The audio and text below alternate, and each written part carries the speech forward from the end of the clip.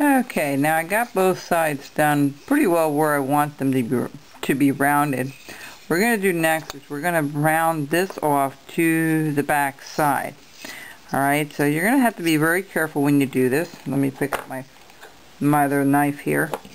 And what you're going to do is you're just going to round this off towards the back. Now remember, it's running this way, okay? So it's very easy to chip this stuff out if you're not careful. So what we're going to do is we're just going to take our time and we're going to cut it out towards, we're going to take this feathering towards the back, just like so. Alright, so we're going to just round it all off towards the back. This will stay flat. See how that's starting to look? Same here, we're going to take our knife, we're just going to clean it up and work it towards the back. Just like that.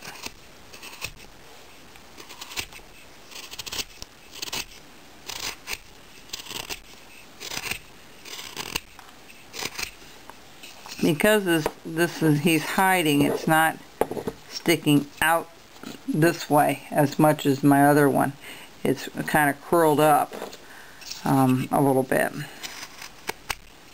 But you know, this will all pan out when you see it done here. Like I said, I don't know how it's going to look.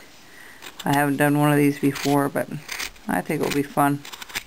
It's fun to see a new project merge from an idea to an actual piece, you know. So I encourage you, if you have an idea in your head of something that you'd like to carve, you know, sketch it out on a piece of paper and, you know, get a good side profile.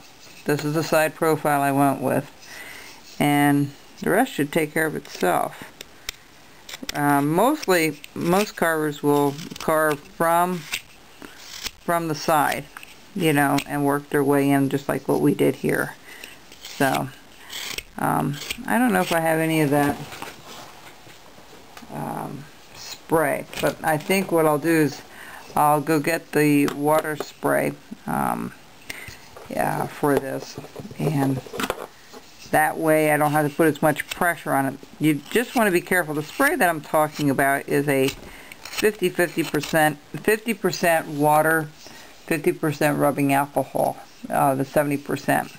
You mix that 50-50 into a bottle, in a little spray bottle, and use that on your carving when you're ready to do some sensitive areas of the carving where it might crack off or split on you. And I'm just working my way down until I get all these markings off, as you can see. But that makes it just a tad bit easier to carve it without splitting it. The only problem with that particular carving with that solution is that if you overdo it, it has a tendency when it dries to crack. So just spray it a little bit, because if you have this a lot of hairline cracks, it's going to go right on through and it might snap off. This is air dried basswood. As you can, as I'm going on here to tell you what type of basswood I have. This is the look we have, okay? And then we're going to put these featherings out later on. We'll mark all those on.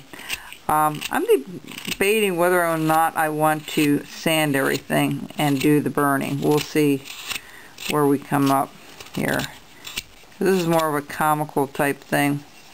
I'm also going to clean off the top of the hat to get rid of all those markings that you see there. And have that nice and flat and cleaned off. If you don't get rid of those markings, they'll be really dark when you go to paint. So, you know, allow yourself a little bit, when you cut it out, allow yourself a little bit of room to shave off a little bit to finish things off. Alright, so same thing here. We're going to just I need to sharpen up my tool. But I'll be back and I'll show you that spray in just a second.